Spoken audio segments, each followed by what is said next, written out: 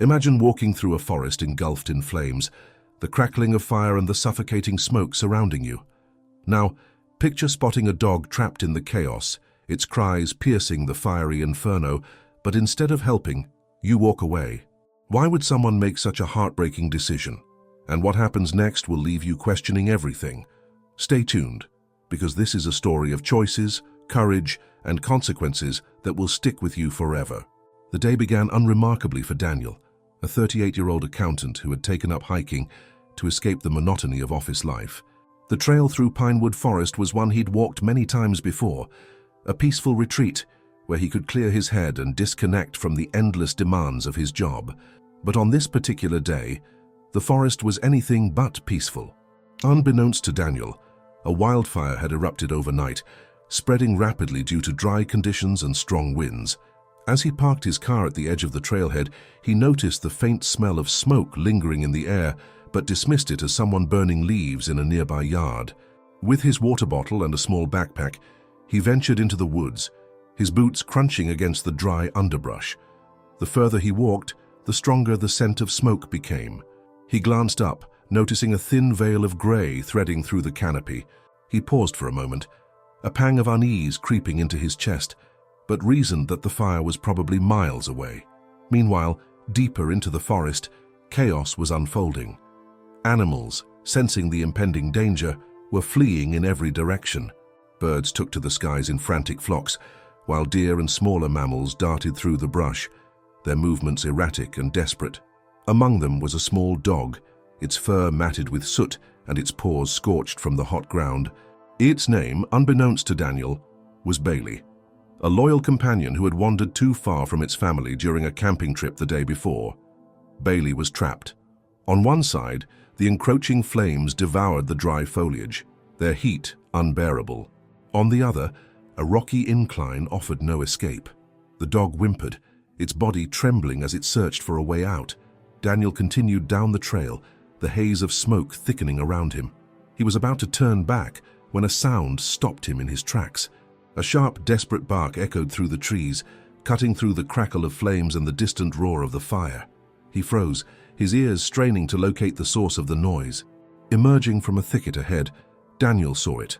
The dog, Bailey, standing on trembling legs, its wide eyes fixed on him as if begging for help. For a moment, their eyes locked. Bailey's tail wagged weakly, a hopeful gesture that melted even Daniel's usual stoicism. But then doubt crept in.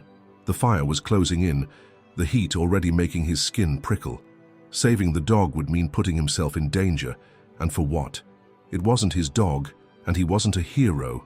"I can't," he muttered under his breath, stepping back. The dog barked again, a sound so full of despair that it made Daniel flinch. He turned his back and walked away, each step feeling heavier than the last. He told himself he had no choice, that he wasn't equipped to handle such a situation. But deep down, he knew the truth. He had chosen himself over a helpless creature. As he retreated toward the safety of the trailhead, the smoke grew thicker, stinging his eyes and filling his lungs. The barking faded into the distance, replaced by the relentless crackling of the fire. Daniel quickened his pace, guilt gnawing at his conscience like an unshakable shadow. By the time he reached his car, his hands were shaking. He sat behind the wheel, staring at the trees he had just left behind. What if he could have saved it? What if he had just tried? These questions began to spiral in his mind, but he shook his head, trying to push them aside. Unbeknownst to Daniel, his decision had set off a chain of events that would unravel in ways he couldn't have anticipated.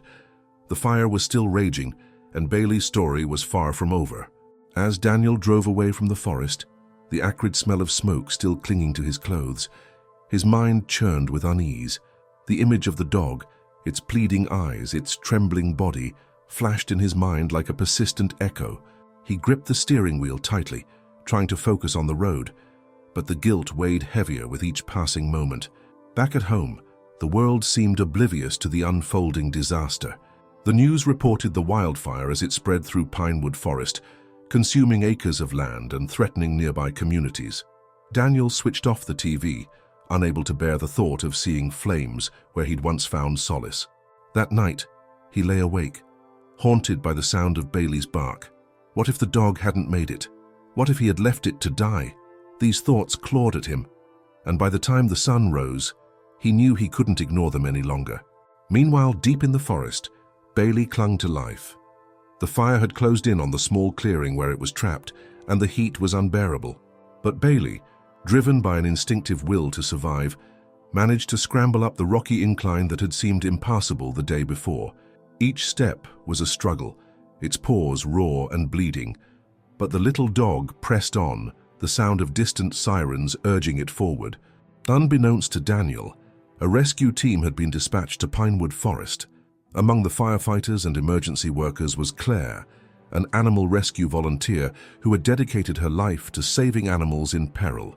Equipped with heat-resistant gear and an unshakable determination, she combed through the burning forest, listening for any signs of life.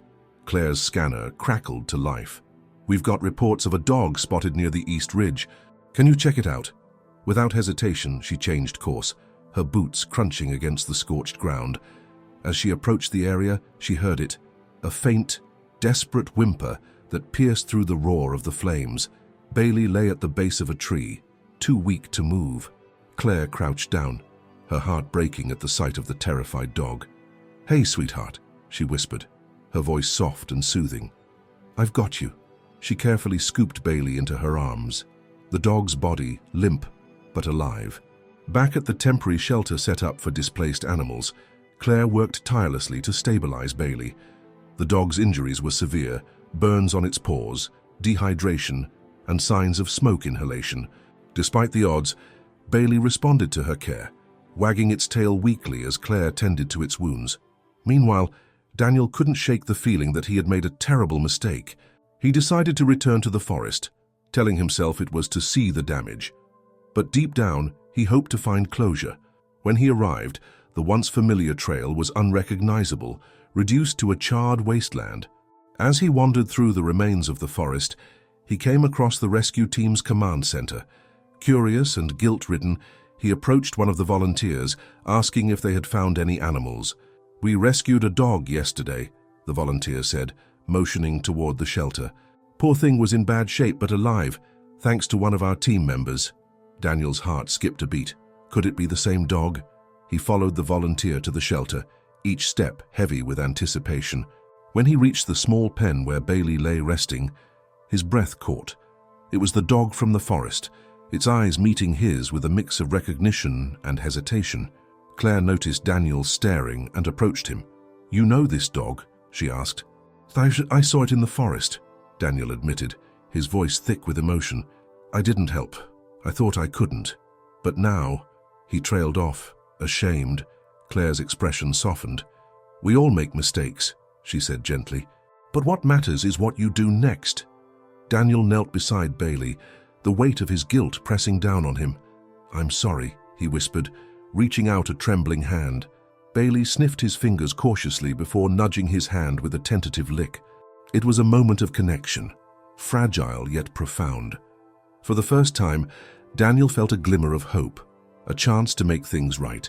As Daniel knelt by Bailey's pen, stroking the dog's soot-covered fur, Claire's words lingered in his mind. "What matters is what you do next." He had walked away once, but now he felt a growing resolve to make amends. Bailey, though injured, seemed to sense his sincerity, and their tentative bond gave Daniel a sense of purpose he hadn't felt in years. While Daniel sat there, Claire returned with a clipboard. "We're running some additional tests on Bailey to ensure there's no lasting damage," she explained. "He's a fighter, but the burns on his paws and his lungs from the smoke exposure are concerning. It's going to take time and care for him to recover." Daniel nodded. "Is there anything I can do to help?" Claire studied him for a moment, as if weighing his sincerity. "We could always use more hands around here," she said, "and Bailey could benefit from having someone he recognizes nearby. If you're serious, you could stay and help out at least for a while." Without hesitation, Daniel agreed.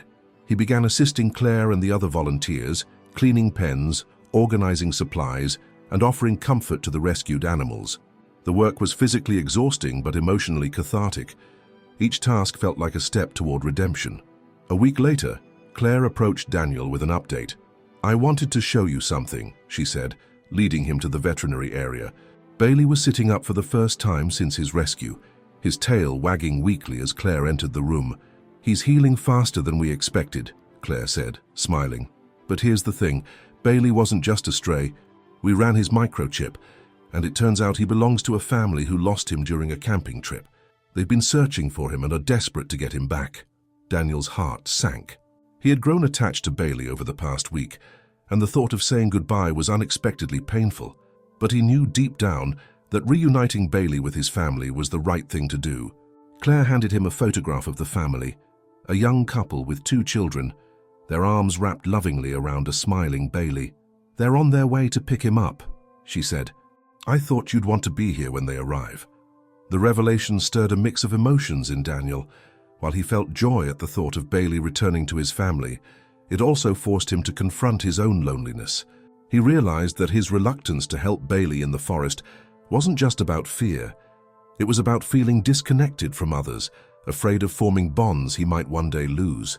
When the family arrived later that afternoon, their tearful reunion with Bailey was both heartwarming and bittersweet.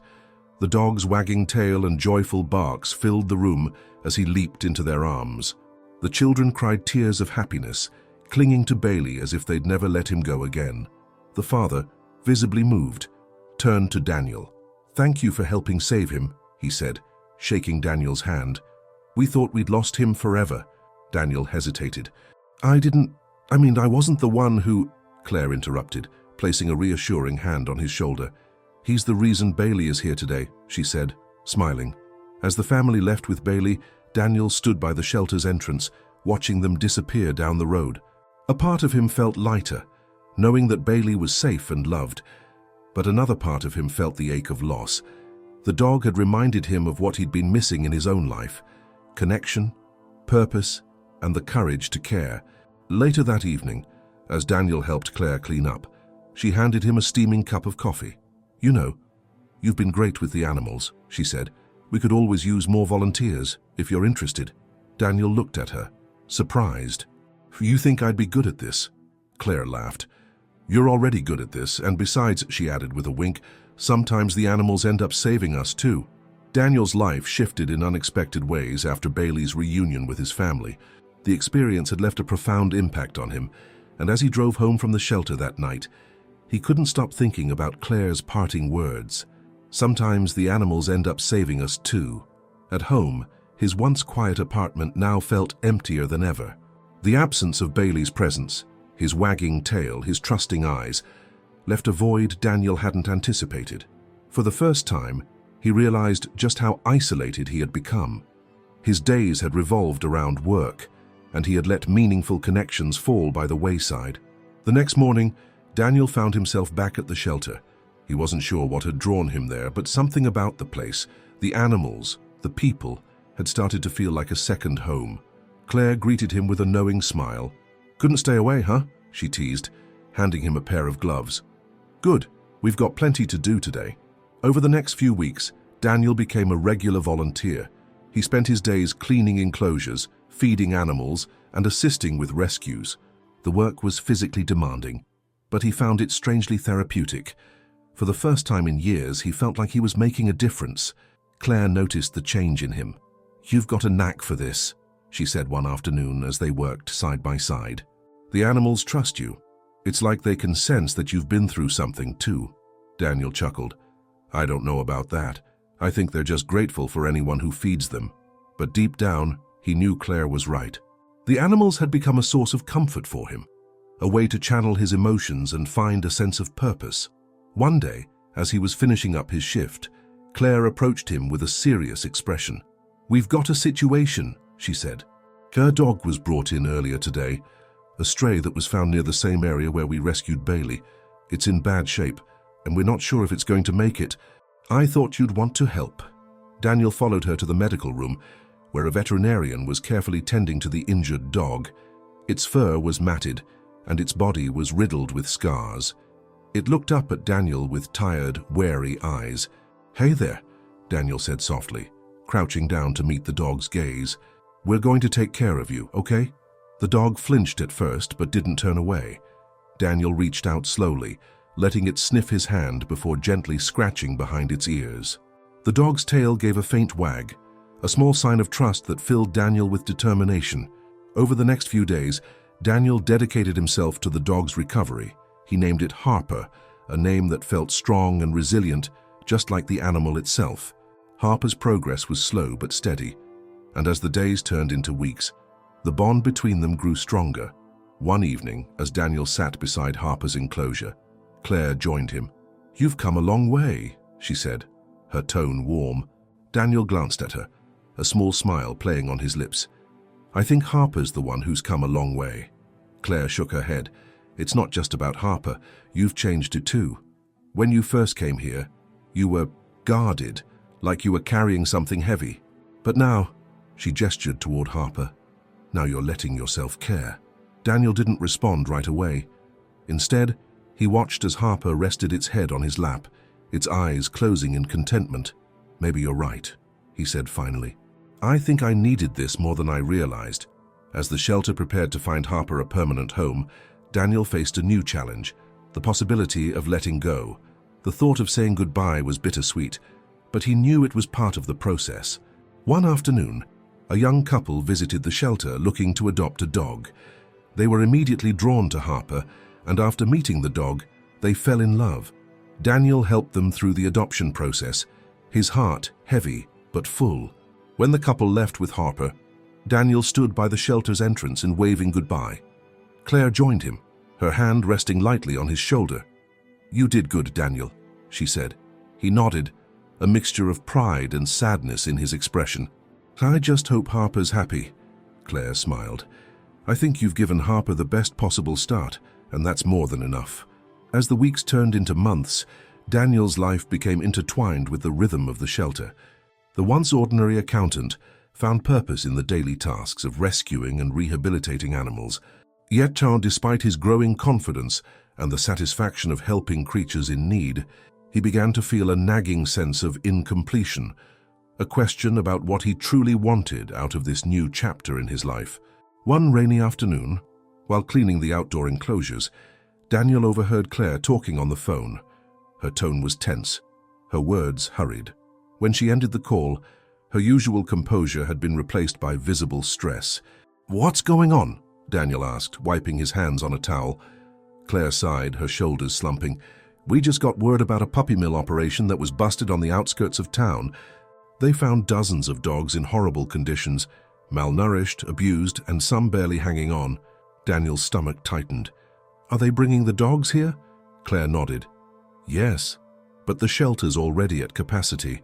We don't have enough space and supplies or volunteers to handle this." A heavy silence settled between them.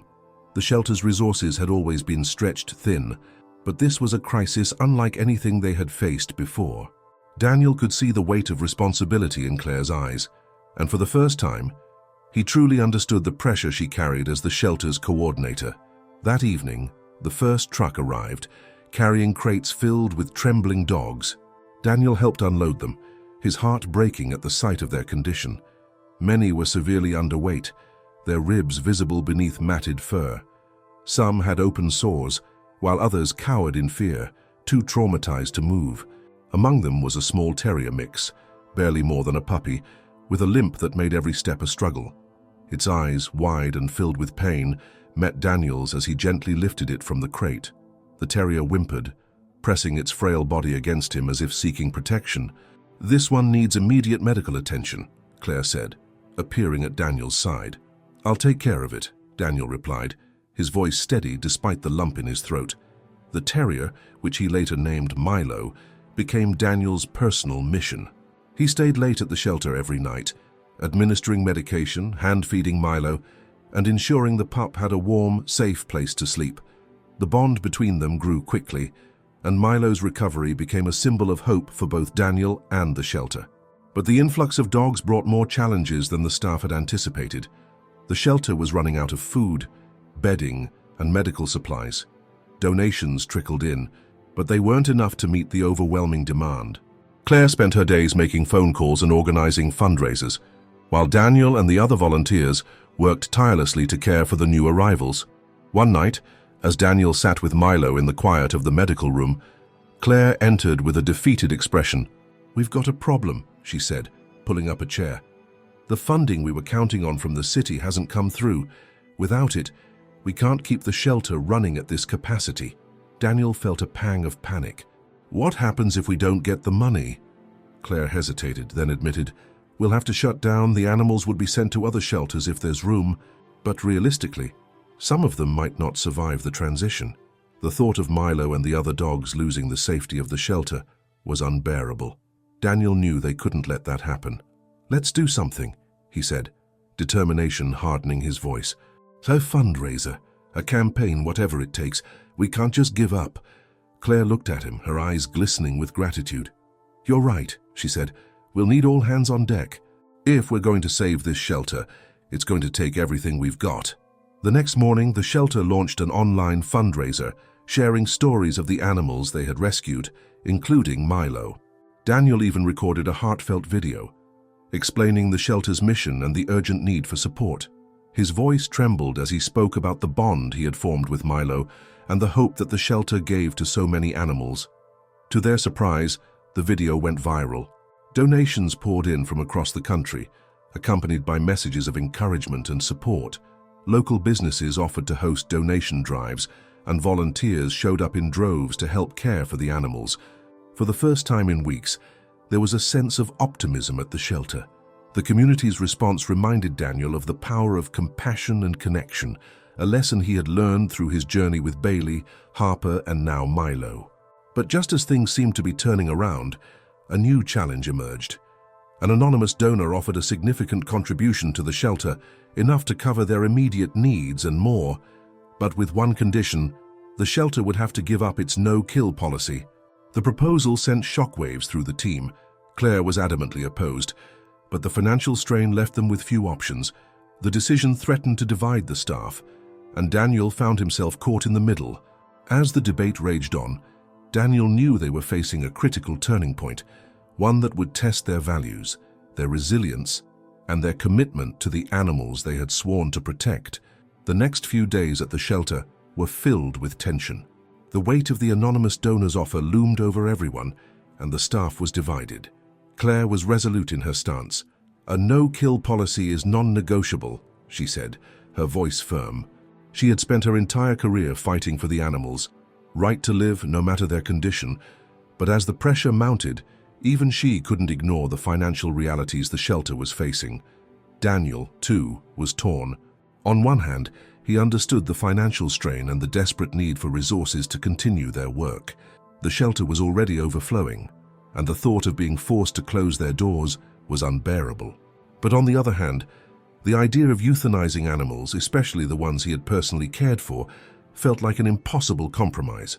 One afternoon, as Daniel worked on rehabilitating an injured dog, Claire walked in, her expression worn from lack of sleep and the constant worry. "I need to talk to you," she said quietly. "About the donor." Daniel looked up from the dog, his heart heavy with the decision they were facing. "What about it?" "I've been thinking," Claire said, sitting beside him. Maybe we should take the donation." Daniel blinked in surprise. You've always been against it." Claire exhaled deeply. Her hands clenched tightly in her lap. "I've never wanted to compromise our values, but we can't ignore the reality anymore, Daniel. If we don't accept it, I'm afraid the shelter might close. We can't just let that happen, not after everything we've done for these animals." Daniel absorbed her words, his mind racing. He knew how much Claire had sacrificed, how much she had fought for the shelter's principles. But he also knew the fragility of their situation. They were constantly stretched thin, juggling responsibilities that never seemed to end. The weight of so many lives in their hands and the constant fear that they might fail them was starting to erode her resolve. "What about the animals?" Daniel asked quietly. "What happens to them if we take the donation? What's our dignity worth if it means sacrificing the very thing we've worked for?" Claire's voice softened, her eyes brimming with frustration and exhaustion. "I don't have an answer for that, but I do know that the longer we stand our ground without resources, the more we risk losing everything we've built. I know it's hard, but we need to keep moving forward, even if it means bending a little." The conversation left Daniel feeling more conflicted than ever. The shelter was a sanctuary, but at what cost? The emotional toll of the decision weighed heavily on him.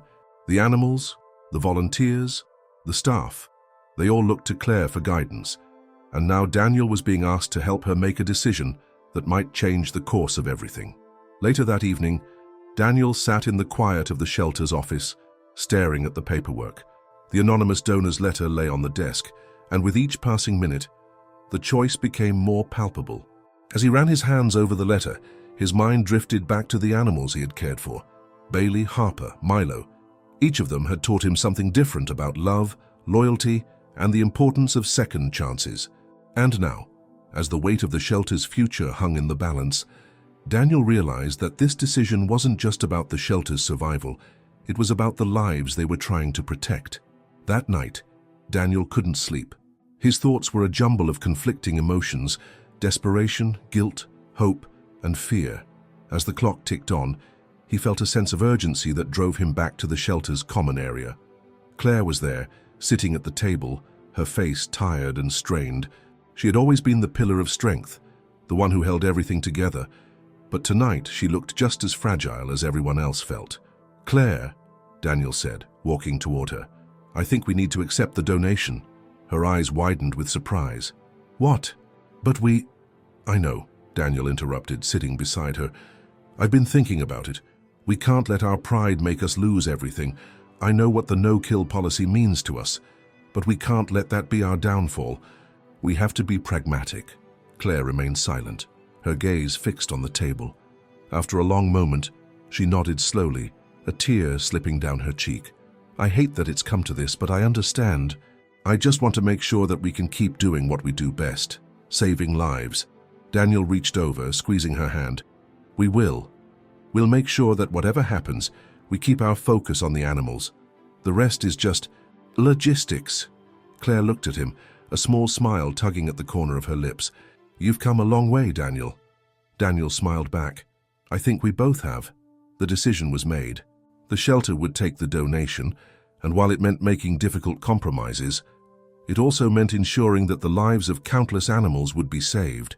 They would continue their mission, with the weight of their values and the burden of their choices shaping everything they did from here on out. The days following Daniel and Claire's decision to accept the donation were a blur of action and uncertainty. The shelter, now with new financial resources, immediately shifted into high gear. New volunteers flooded in to assist with the growing demand, and supplies began to replenish. Yet, despite the progress, a new storm was brewing. The sudden success of the fundraising campaign, coupled with the controversial decision to accept the donor's condition, had drawn attention from unexpected corners. Daniel had always believed that the shelter's mission was straightforward, simple: save the animals. But as the doors opened to a flood of new opportunities, he began to feel the weight of the external world pressing in. One morning, as Daniel helped organize crates for the new animals coming in, Claire pulled him aside, her face tense. "We've got a problem," she said, her voice low. "The media has caught wind of our decision to accept the donor's offer." Daniel's heart sank. "What's the issue?"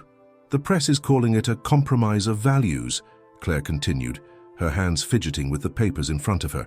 "They're framing it as if we've abandoned our principles for money." Daniel let out a sigh, rubbing his temples. The decision had seemed so clear in the heat of the moment, but now the scrutiny from the public was a constant undercurrent of pressure. He had hoped that the extra funds would allow them to expand their efforts, but now it felt like they were under a microscope. Every action scrutinized. Claire's eyes were filled with frustration. "They're even asking about our no-kill policy. They want to know if we'll continue euthanizing animals in cases where they're suffering beyond help." Daniel's stomach turned. The idea of euthanasia, even under the most humane circumstances, was something he had always avoided. He had seen too many animals come through the shelter, each with a story of struggle, survival, and hope. He didn't want their final moments to be defined by death. "I don't know how much longer we can keep this up," Claire said quietly, her gaze falling to the floor. "The pressure is building from all sides. I'm getting calls from the board, the media, and the donors, asking for more transparency, and I don't know how to keep everyone happy." Daniel took a deep breath, his mind spinning. This wasn't the dream he had envisioned when he first started volunteering at the shelter. It was supposed to be about saving lives, not navigating a labyrinth of politics and public perception. But he knew that Claire, like him, had dedicated herself to the cause. She had sacrificed so much, and now it was his turn to help her bear the burden. "We don't need to please everyone," Daniel said firmly, meeting Claire's gaze. "We need to do what's right for the animals. Everything else will follow." Claire looked at him, her eyes softening. "I wish it were that simple, Daniel." Just as they were beginning to talk through their next steps, the sound of commotion echoed from outside. They rushed to the window, and what they saw made Daniel's heart stop. A group of protesters had gathered outside the shelter's gates, holding signs that read, "No compromise" and "Save the animals, not the profit." "Not again," Claire muttered, her hand clenching into a fist. "This is getting out of control." Daniel felt the familiar weight of fear and uncertainty pressing on his chest. He had never imagined that the decision to accept help would lead to this. A protest, a public outcry, the media turning on them. The shelter's work had always been about quiet compassion, about giving animals a second chance. Now it was embroiled in a battle over values, with people judging them from the outside. The protesters' chants grew louder, and soon news vans arrived, their cameras flashing as they filmed the gathering. Claire's phone buzzed with an incoming call. She answered quickly, her voice tight with frustration. "Claire, we need a statement," the voice on the other end said. "The media is all over this. We need you to make a public address explaining your decision to accept the donation. Otherwise, this will spiral out of control." "I can't do it like this," Claire snapped. "I need time to think." She hung up the phone, her face flushed with anger. Daniel stepped forward, putting a hand on her shoulder. "We need to take control of the narrative, Claire. Let's write the statement ourselves. If we don't, the media will twist our words, and we'll lose everything we've worked for." Claire hesitated, her eyes clouded with doubt. "But will it even matter? What if people don't believe us?" "It will matter," Daniel said with quiet certainty. "We've worked hard to build trust with the community. We can't let this derail us. We'll explain why we made the decision, why we chose to accept the donation to save the animals. We'll be transparent." As they sat down to write the statement, the weight of the decision felt heavier than ever. They had to find the balance between standing firm in their values and ensuring the shelter's future. Every word mattered. Every sentence could shift the public's perception. It wasn't just about their credibility. It was about the lives of the animals they cared for. The statement was carefully crafted, emphasizing their commitment to the animals' well-being, the necessity of the donation to continue their mission, and the ethical considerations they had weighed before accepting it. It wasn't easy to put their thoughts into words, but it was a start. As Daniel looked at the statement, he felt a deep sense of unease. The shelter was no longer just a place of healing. It had become a battleground for public opinion, but he was resolved. He knew that, despite the noise and the pressure, they had made the right decision, for the animals and for their own conscience. The days following the public statement were a blur of media attention, protesters, and anxious meetings behind closed doors. The shelter had never seen such a spike in attention, and it wasn't just from the public, it was from the inside too. Volunteers and donors began to ask questions, some even offering their opinions on how things should be handled. It seemed like everyone had an opinion, and while the donations continued to flow in, so did the doubts. Daniel spent long hours in the shelter's office, going over the shelter's financials and figuring out how best to allocate the new resources. The pressure was starting to take a toll on him. He hadn't realized how much he had relied on Claire for guidance until now. As much as he believed in the cause, he didn't know how to navigate the complexities of running the shelter with so many new challenges. One evening, as he prepared to leave, Claire found him hunched over the papers, staring at numbers that seemed to dance before his tired eyes. "Daniel," she said softly, leaning against the doorframe. "You look exhausted." He gave her a small smile. "It's the nature of the work, I suppose. Too many things to juggle." Claire stepped into the room, closing the door behind her. "We need to talk about the direction we're taking. I've been thinking about everything, the protests, the media, the new responsibilities. We need to decide what kind of shelter we want to be moving forward." Daniel nodded, wiping his eyes. "You've been carrying the burden of this decision more than I have. I feel like I've been running in circles, not knowing how to keep up." "Me too," she admitted. "But we can't let this break us. We need to be united in our decisions, or else we'll lose everything. This isn't just about the animals. It's about what we stand for, about what kind of impact we want to have. Daniel looked at her, his expression serious. We can't lose sight of the animals. That's why we're here. Exactly, Claire said, sitting down next to him. I've been talking to a few people, and I think we need to focus more on outreach. We need to reframe the conversation, make it clear that our values haven't changed. We can do both, accept the help we need and still hold true to our no-kill policy, but we need the community's trust, and that's something we've lost a bit of lately. Daniel felt a flicker of hope. Claire's ability to think strategically in the face of adversity had always impressed him. They had been through so much together, and this challenge, though formidable, wasn't insurmountable. We'll need to show the public that we can manage both, Daniel said, his mind racing with ideas. Maybe we could organize a community event, show them firsthand what we do, let them see the animals we've saved and why our mission matters. Claire's eyes lit up. That's it. We need to show them the truth, the real impact of what we're doing. A fundraiser, but also an open house. People want to see how we're caring for the animals, how we're healing them. We can't just talk about it. We have to show them. With a renewed sense of determination, they began making plans for a community event. The team rallied behind the idea, eager to bring the shelter's message to the public in a tangible way. Volunteers helped put together displays, write up pamphlets, and organize tours of the facility. The shelter, which had once felt like an overcrowded, stressed-out space, now buzzed with a sense of purpose. It was no longer just a place of rescue. It was a symbol of hope and resilience. As the day of the event approached, however, tensions remained high. The media coverage had not died down, and there were still protests at the gates. But something had shifted. Now, instead of just reacting to the outside world, Daniel and Claire were taking control of the narrative. They weren't just defending their actions. They were leading by example, showing that their work had a profound, irreplaceable value. On the day of the open house, the shelter was transformed. The walls, once worn and tired, now seemed to hum with the energy of their shared mission. The volunteers were ready, the animals were excited to meet the public, and the once empty donation boxes were filled to the brim. Visitors arrived in droves, curious about the shelter's operations and eager to see the animals firsthand.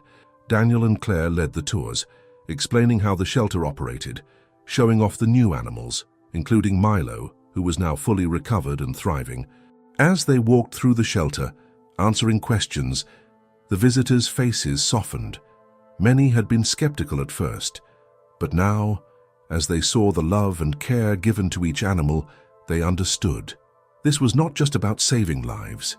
It was about changing hearts and minds. In one of the rooms, a visitor knelt beside a rescued dog, stroking its fur gently. "I never realized how much work goes into this," the woman said, her voice filled with awe. "I thought all you did was take in the animals. But this is something else." Daniel smiled softly. "It's more than just taking them in. It's about giving them a future." By the end of the day, the event had been a success. The donations were higher than they had hoped, and more importantly, the public perception had shifted. They had proven that the shelter was still about its core values: compassion, care, and commitment to the animals. There was no compromise on that. As the shelter doors closed that night, Daniel and Claire stood side by side, watching the last of the visitors leave. "I think we've done it," Claire said, her voice full of relief. "We've shown them who we really are." Daniel nodded, his heart swelling with pride. "We've shown them who we are and who we can become." The journey ahead would still be challenging. There would be more decisions, more challenges to face. But for the first time in months, Daniel felt at peace, knowing that whatever came next, they had the strength and the unity to overcome it. The days following the successful open house were filled with a palpable sense of achievement. The donations were steadily increasing, and the public perception had taken a positive turn. But just as things seemed to be falling into place, the storm of external pressures returned, fiercer than ever. The media had picked up on the shelter's resilience, but not everyone was happy with the direction they had chosen. A new series of articles started appearing, questioning the ethics of their operations. Some outlets accused the shelter of becoming a corporate animal factory, turning their noble cause into a money-making machine. It wasn't long before the protests outside the shelter ramped up once again. As the shelter continued to grow and thrive with the newfound resources, a deep unease began to take root within the walls of the organization. The sense of success they had built from within was beginning to crumble, as their mission seemed to be constantly under attack. The scrutiny of the public and the media made every decision feel like a dangerous gamble. Every move felt like it could either restore their reputation or send them back into a spiral of controversy. One evening, as Claire and Daniel were discussing their next steps for the shelter's future, a sharp knock on the door interrupted their conversation. It was Jake, a longtime supporter and friend of the shelter. "We need to talk," Jake said, his voice tense. "I've just been speaking with a few people, and it's getting out of control." Daniel stood up, concerned. "What's going on?" Jake's expression was grim. "The protesters, i.e. the media, they've managed to convince a lot of people that you've compromised your principles. They're calling for a boycott of the shelter. They say you've abandoned your core values for money and that you've betrayed the animals you swore to protect." Claire's face hardened, and Daniel felt a tightness in his chest. The pressure was building again, and this time it was threatening to break everything they had worked for. "We can't keep letting this spiral," Jake continued. "The donors are starting to pull back, and if this continues, you'll lose everything. Your reputation, the shelter, all of it."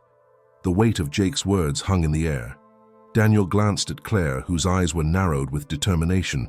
They had built something together, something beautiful and important. But now, it felt as though the whole world was trying to tear it down. "I don't know what to do anymore," Daniel admitted, his voice strained. "We've fought so hard to save these animals, and now we're being accused of everything we're not."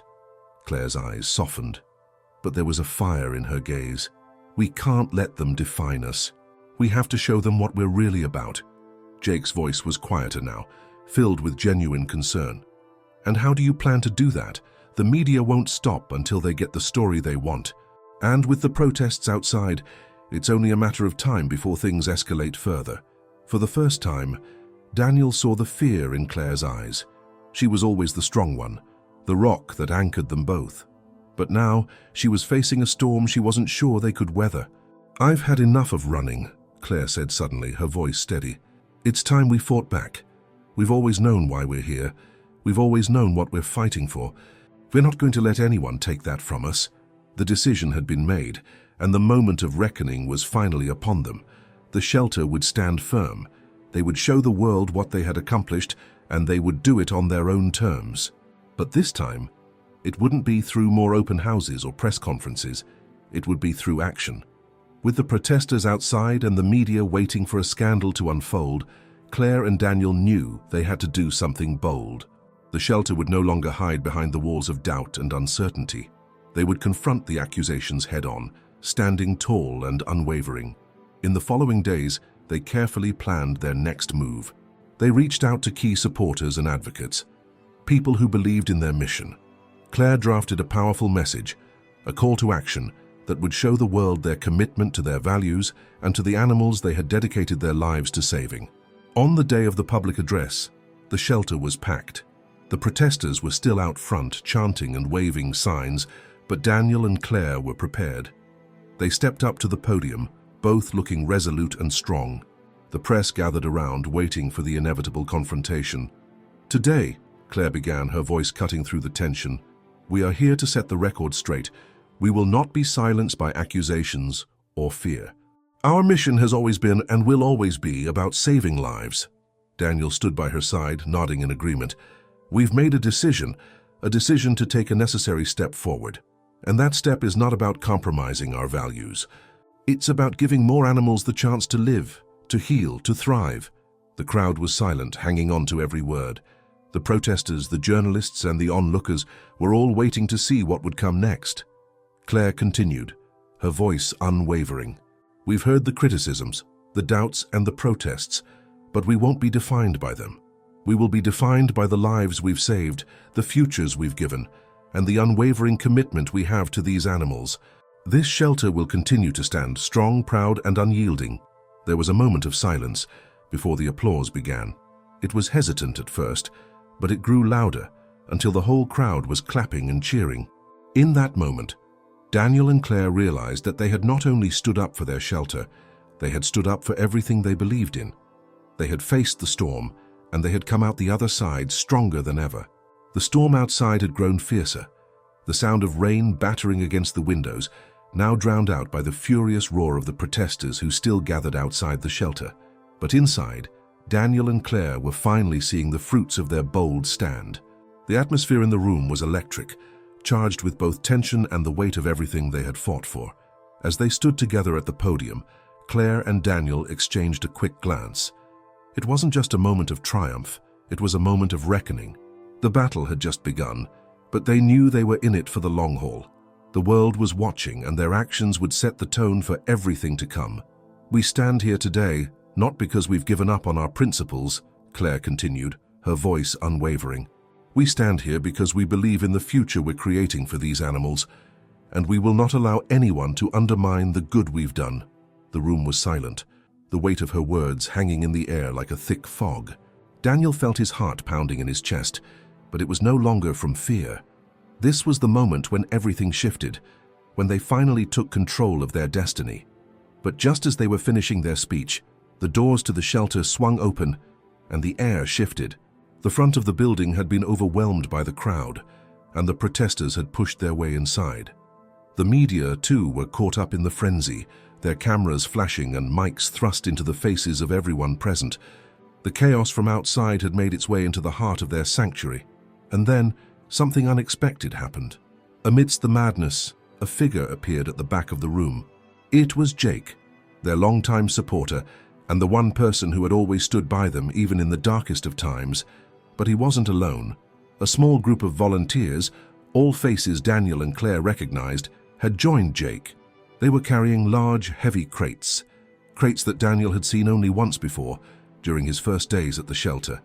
Each crate was filled with animals, dogs, cats, rabbits, more than they could count. Jake stood tall at the back of the room, the crates piled high behind him. "We've been working all night," Jake said, his voice cutting through the noise, "and we've got something that proves what you've been saying all along." Without another word, Jake and the volunteers began to unload the crates, placing the animals on the floor in front of the gathered crowd. One by one, the animals, rescued from dangerous, abusive situations, stepped forward. Each one had a story. Each one had been saved from neglect, cruelty, or abandonment. The protesters, who had once called for the shelter's closure, fell silent. They had come to tear down everything Daniel and Claire had worked for, but now they were confronted with the very thing that had sparked their mission. These were the animals that their work had saved, the living proof of their dedication and compassion. "Take a good look," Claire said, stepping forward. "These are the lives you've been questioning. These are the animals we've given a second chance, and we will continue to do so, no matter how loud the opposition gets." The crowd, which had been riled up just moments before, began to stir. The media cameras were still rolling, but now the focus had shifted. The protesters stood still, watching in stunned silence. The stories of abuse, the tales of neglect, they were no longer just words. They were standing right in front of them. Daniel turned to look at Claire, his face filled with awe. "This is it. This is why we're doing this." Claire nodded, her eyes glistening with a mixture of exhaustion and pride. "We've never backed down before, and we're not going to start now." Then something remarkable happened. One by one, the protesters, those who had been vocal in their opposition, began to speak out. They weren't shouting or demanding answers anymore. Instead, they were asking questions. They wanted to know how the animals had been rescued. They wanted to understand the stories behind each crate, each life that had been saved. The atmosphere shifted from hostility to curiosity. It was as if the shelter had become the epicenter of change, and the very people who had once condemned them were now questioning their own perceptions. Claire's voice rang out again, cutting through the confusion. "We're not here to change your minds. We're here to show you the truth. These animals don't have voices, but we do, and we'll continue to be their voices." For the first time in months, Daniel felt the weight on his shoulders begin to lift. The storm outside may have been relentless, but inside their shelter something incredible was happening. Their mission, once under siege, was now undeniable. The lives of these animals, and the work they had done to give them a chance, spoke louder than any protest could. The media, which had once been their adversary, was now capturing the raw emotion and power of the moment. The protesters, once so determined to tear them down, were beginning to realize the depth of the shelter's work. They had come to dismantle a dream, but instead they had witnessed the reality of it. And as the sun finally broke through the clouds, casting light on the faces of the animals and the volunteers who stood by them, Daniel and Claire knew that their journey was far from over. This was just the beginning. They had shown the world who they were, and in doing so they had proven that their mission would not be defined by criticism or doubt. The storm outside had finally subsided, the tension in the air lifting as the sun bathed the shelter in a warm golden light. Inside, the shelter had transformed from a battleground to a place of hope and unity. The once loud protests had quieted, replaced by an overwhelming sense of support that had been earned, not through words, but through actions and the undeniable truth of their mission. As the last of the protesters left, some with new understanding and others still questioning, Daniel and Claire stood at the edge of the shelter, looking out over the animals. It was in this moment that everything they had worked for, the late nights, the sleepless hours, the difficult decisions, all felt worth it. Claire turned to Daniel, her voice soft but filled with conviction. "We've done it. We've held on." Daniel nodded, a sense of peace settling over him. "We've proven that we're not just about saving animals, we're about changing lives, ours and theirs." Together, they watched as the animals, now safe and loved, explored their new space. The animals, once abandoned or neglected, were thriving in the shelter they had worked so hard to create. The vision they had started with all those years ago was no longer a distant dream. It was real, and it was growing stronger every day. As the weeks passed, the shelter continued to flourish. The new partnerships and the positive public reception helped bolster their resources. Volunteers came in droves, eager to contribute to the cause, and the community that had once been divided began to rally around the shelter with a sense of pride. The foundation had been laid for a future that, although uncertain, was now full of possibilities. But there was still more to do. One evening, as the shelter began to settle for the night, Daniel and Claire sat in their office, looking at the growing list of animals needing care. They had no illusions that their work was finished. They had won a battle, but the war was ongoing. There would always be more animals to rescue, more hearts to change, and more challenges to face. But for the first time, they were not facing it alone. Claire leaned back in her chair, her expression thoughtful. "It's going to take more than us to keep this going." Daniel smiled, a glint of excitement in his eyes. "That's the point, isn't it? We're building something bigger than us." They looked out the window, where the sun had set and the stars were beginning to emerge. The world outside was vast and unpredictable, but inside, in their sanctuary for the animals, there was hope and there was change. As they turned back to their desk, Daniel's phone rang. It was Jake, their loyal supporter and longtime friend. "Daniel, Claire," Jake's voice came through, clear and eager. "You won't believe this. I just got a call from a major donor. They want to meet with you. They're willing to back the shelter with a significant contribution. They've seen what you're doing here, and they believe in it." Claire's heart skipped a beat. A major donor. This was more than they had ever hoped for. "Jake, that's incredible. When can we meet with them?" "Tomorrow morning. They're flying in to see the shelter firsthand." This could change everything. As the phone call ended, the reality of what lay ahead began to sink in. They had always dreamed of a day when the shelter would receive the kind of support that would allow them to grow exponentially. Now, that dream was closer than ever. Claire turned to Daniel, her voice steady with purpose. "We're not just building a shelter anymore, we're building a movement that can change the way people think about animals and their place in our world." Daniel nodded, his eyes filled with determination. "We've only just begun." The next day, they met with the donor and everything began to change. The investment allowed them to expand the shelter, to build more facilities for the animals, and to reach even more communities with their message of hope and care. The media, once a source of scrutiny, now began to highlight their successes, and the support from the public continued to grow. In the years that followed, the shelter became a beacon of change, a place where not only animals were saved, but where hearts and minds were transformed. Claire and Daniel never lost sight of their mission.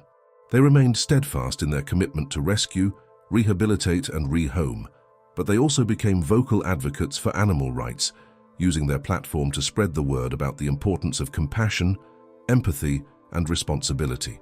And as for the animals they had saved, those once abandoned, those once forgotten, they thrived. They found homes, they found love, and they became part of a story that was bigger than any one shelter or any one person. It was a story of redemption, of second chances, and of the incredible, unbreakable bond between humans and animals. In the end, Daniel and Claire understood that their mission had never been just about saving lives. It had been about creating a world where animals were treated with the dignity and respect they deserved, and where people could see the power of compassion in action. As we close this chapter, we're reminded that every life saved is a testament to the power of compassion and action. The journey may not always be easy, but it's always worth it. If you believe, like we do, that every animal deserves a chance, we invite you to take that next step with us. Help us continue this mission. Share this story and spread the word about the incredible power of second chances. Every donation, every share, every act of kindness helps us create a world where no animal is left behind. Don't just be a part of the story, be the change we need. Subscribe to our channel, hit the like button, and stay with us for more inspiring stories of resilience, courage, and compassion. Together, we can make the world a kinder place, one life at a time. Thank you for watching, and we'll see you in the next video.